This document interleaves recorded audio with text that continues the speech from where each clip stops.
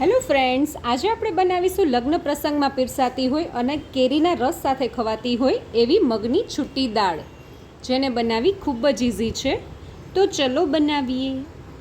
સૌથી પહેલાં મેં અહીંયા મગની જે મોગર દાળ આવે એ મેં લઈ લીધી છે. મેં અત્યારે આ 1 વાટકી જેટલી મોગર દાળ લીધી છે અને હવે મેં આને સરસ ચોખ્ખા પાણીએ ધોઈ લીધી છે. અને આ દાળને મેં 2 કલાક પહેલાં સરસ ધોઈને ગરમ પાણીથી પલાળી દીધી હતી. તમે જોઈ શકો છો એકદમ સરસ ફૂલેલી છે. હવે હું તમને બંને દાળ વચ્ચેનો ડિફરન્સ બતાવું તો તમે જોઈ શકો છો એકદમ સરસ ફૂલીને થોડી મોટી થઈ ગઈ છે. અને આપણે કોઈ પણ કઠોળ કે દાળ બનાવીએ તો તમારે એ વાતનું ખાસ ધ્યાન રાખવાનું કે એને જો તમે થોડીવાર પહેલાં પલાળી દેશો તો એ એકદમ સરસ રીતે કૂક થઈ જશે. અને હવે આપણે દાળનો વઘાર કરી લઈએ. હવે આપણે સૌથી પહેલાં એક પેનમાં તેલ લઈ લેવાનું છે. તો મેં અત્યારે 2 ટેબલ સ્પૂન જેટલું તેલ લઈ લીધું છે. હવે આપણે તેલમાં 1 ટીસ્પૂન જેટલી રાઈ એડ કરશું. આપણી રાઈ સરસ ફૂટવા લાગી છે. હવે આપણે આ સમયે 1/2 ટીસ્પૂન જેટલું જીરું એડ કરશું. એની સાથે જ થોડી હિંગ, 1 સૂકું લાલ મરચું અને થોડા લીમડાના પાન બી એડ કરી દઈશું. હવે આપણે આ સમયે 1 ટીસ્પૂન જેટલી આદુ, મરચાં અને લસણની પેસ્ટ એડ કરશું. તમારે જો લસણ ના નાખવું હોય તો તમે આદુ મરચાંની પેસ્ટ બી નાખી શકો છો. હવે આપણે 1 મિનિટ સુધી આને થવા દેશું એટલે આદુનો કાચો ટેસ્ટ બી વયો જાય અને લસણનો બી કાચો ટેસ્ટ વયો જાય. 1 મિનિટ જેવો સમય થઈ ગયો છે. હવે જે આપણે પલાળેલી દાળ છે એ આમાં એડ કરી દઈશું. તો તમે જોઈ શકો છો દાળનું બધું પાણી કાઢી લીધું છે. હવે આપણે ખાલી દાળને જ એડ કરવાની છે.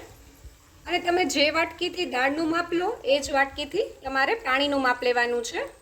એટલે દાળનું માપ તમારે ચોક્કસ એક વાટકીનું અથવા કપનું માપ રાખવાનું રહેશે, જેથી કરીને તમારી દાળ એકદમ સરસ પરફેક્ટ બનશે. અને હવે આપણે આપણી દાળમાં સરસ બધા મસાલા કરી લઈશું. સૌથી પહેલાં આપણે સ્વાદ અનુસાર મીઠું એડ કરશું. હળદર એડ કરશું 1/2 ટીસ્પૂન જેટલી. 1/2 ટીસ્પૂન જેટલું ધાણા જીરું એડ કરશું. અને 3/4 ટીસ્પૂન જેટલું આપણે લાલ મરચું એડ કરશું. તમારે તીખાશ તમારા ટેસ્ટને અકોર્ડિંગ પ્લસ માઇનસ તમે કરી શકો છો, પણ મેં અત્યારે લીલા મરચાંનો આમાં થોડો વધુ જ ઉપયોગ કર્યો છે એટલે મેં લાલ મરચું થોડું ઓછું એડ કર્યું છે. અને હવે આપણે બધું પહેલાં સરસ રીતે મિક્સ કરી દઈશું. હવે મેં આ 1 વાટકી જેટલી મગની દાળ લીધી છે, તો આ જ વાટકીથી આપણે 1.5 વાટકી જેટલું પાણી લેવાનું છે, જેથી કરીને આપણી દાળ એકદમ સરસ છૂટી અને એકદમ સરસ ચડી જાય એવી થશે. તમે જોઈ શકો છો. અને હવે આપણે લાસ્ટમાં આમાં થોડો ગરમ મસાલો એડ કરશું.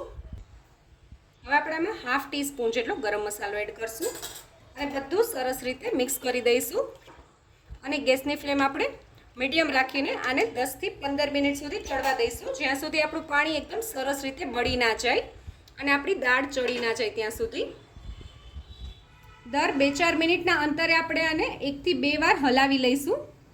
10 મિનિટ જેવો સમય થઈ ગયો છે અને તમે જોઈ શકો છો આપણી દાળ એકદમ સરસ રીતે કૂક થઈ ગઈ છે. અને તમે જોઈ શકો છો એકદમ સરસ પાણી બી બળી ગયું છે. અને હું તમને થોડી દાળ લઈને બતાવું તો તમે જોઈ શકો છો એકદમ દાણો મેશ થઈ ગયો છે. હવે આપણે લાસ્ટમાં થોડો લીંબુનો રસ એડ કરી દઈશું. જો તમારા ઘરમાં થોડી ગળાશ ખવાતી હોય તો તમે થોડી ખાંડ બી એડ કરી શકો છો, પણ હું અત્યારે ખાલી લીંબુ જ એડ કરી રહી છું. અને એની સાથે આપણે થોડી કોથમીર બી એડ કરી દઈશું અને બધું સરસ રીતે મિક્સ કરી લઈશું. અને તમે જોઈ શકો છો આપણી દાળ એકદમ સરસ છૂટી થઈ ગઈ છે. અને હવે આપણે દાળને સર્વ કરી લઈએ. તો તૈયાર છે મગની છૂટી દાળ. જો તમને મારો આ વિડીયો ગમ્યો હોય તો મારા વિડીયોને લાઈક કરજો, શેર કરજો અને મારી ચેનલ કુકિંગ વિથ ઉમા પુરોહિતને સબસ્ક્રાઈબ કરજો, જેથી કરીને આવા નવા વિડીયો હું તમારી સાથે શેર કરી શકું.